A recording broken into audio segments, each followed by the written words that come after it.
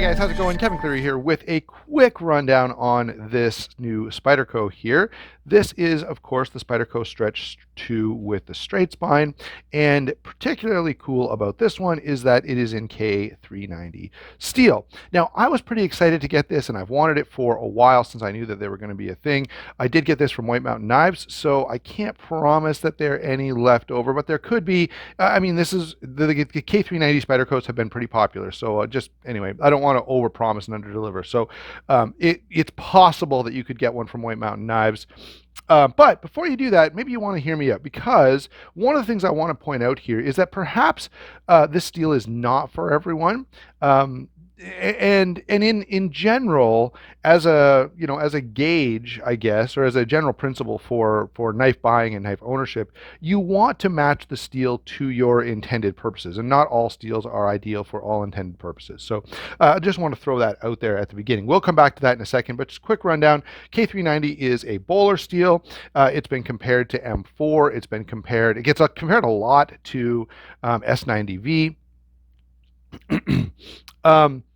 What Bowler sort of says about it in their little like sales blurb or whatever is that it can harden to 65 Rockwell, that it's a very high edge retention, that it's semi-stainless steel at 4.25% chromium, and it does get quite hard, which means it could be a little brittle, but it has pretty good impact resistance.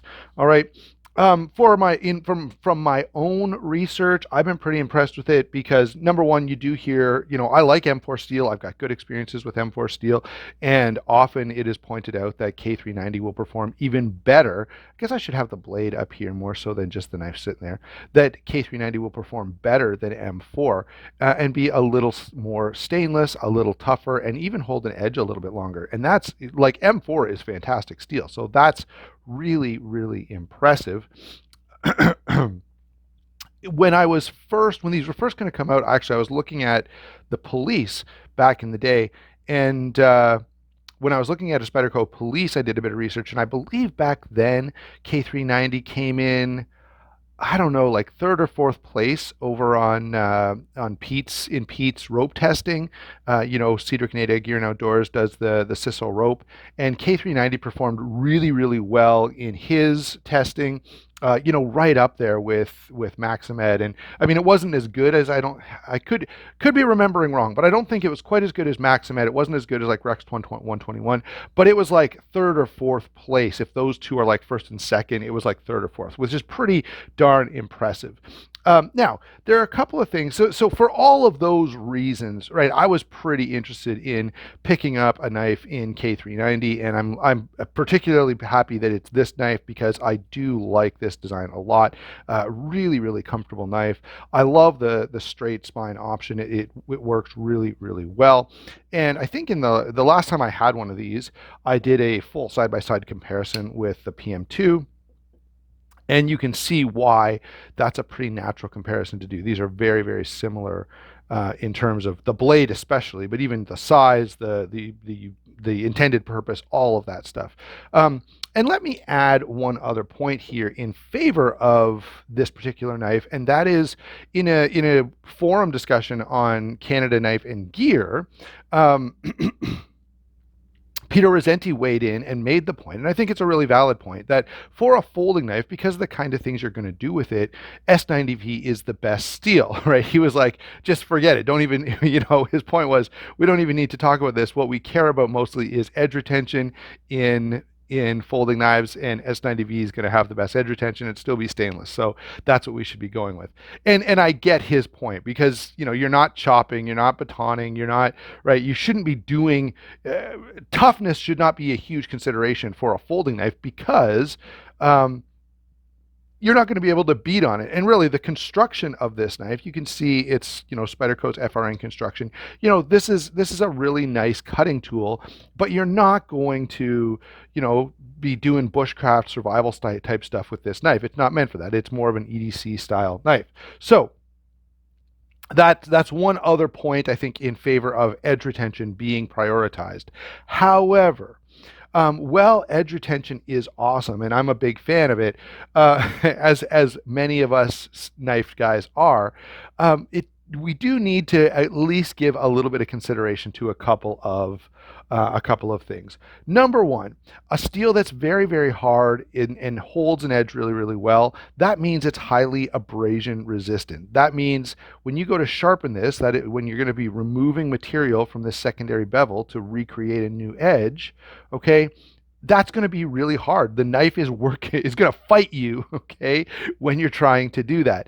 And so that's something you need to consider, especially if you struggle to sharpen your knives. If you're not good at sharpening, you may want to just skip this knife altogether. Better yet, if you are into knives or if you own any knives at all, sharpening is a necessary skill. So you should get good at it. And I will say, every time I see someone on a forum say, hey, can someone sharpen my knife? I'm like, I feel like you're a kid asking someone to sharpen your skates. If you want to play hockey, if you want to skate, you better learn to tighten your skates yourself. And that's what I tell my son.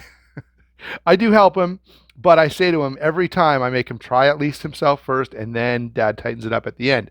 But I feel the same way about knives. If you're going to be into knives, you need to learn how to sharpen. Like, it's a necessary skill. And really, it's a necessary skill for all people, because everyone has a kitchen. Everyone's got to cut vegetables. Everyone's got to cut stuff.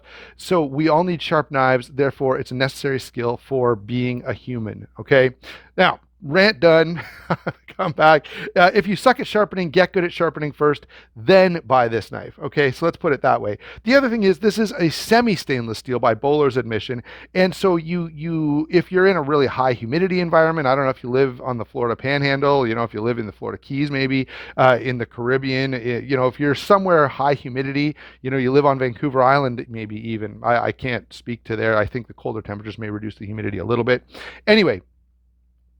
Long story short, if you live in an environment where rust is a big, big concern, or if you do a job where rust is a big, big concern, this may not be the best knife for you. Like, I'll give you a personal example. I do a lot of biking and I do a lot of skiing. And I would not put this knife in my pocket while I was going biking or skiing all day, because the body sweat, sweat is stupidly corrosive. So, that's just one simple example of where, I wouldn't take this knife because it's not very corrosion resistant. And I don't know what my camera's doing jumping around like that right now.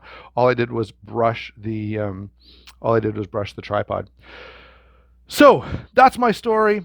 For my own purposes, I'm pretty excited to have this knife. I'm looking forward to using it. I did buy this as a user. I'm not going to stick this in a safe and never touch it again. I expect to carry it. I expect to use it. I expect to cut stuff with it and be able to cut stuff for a long, long time before it needs to be sharpened or before it gets dull. Now, I'll probably strop it a little. Spydercos are usually pretty good, but they come sometimes a little rough. So I'll probably strop this. This is, pretty much brand new. I've had it for like a day, and it just took me that long to get a chance to make a video. But other than stropping this, I'll leave it as is and then go ahead and use it for a little bit before, probably use it for a long, long time before needing to sharpen it. So there you go, guys. Thanks a lot for watching. Let me know what you think about steel down below. Do you totally disagree with me? Am I the biggest jerk who ever lived because I think everyone should know how to sharpen? Happy to hear all of it in the comments down below. Thanks a lot for watching. Again, don't forget to check that channel sponsor, White Mountain Knives, and we will talk to you soon.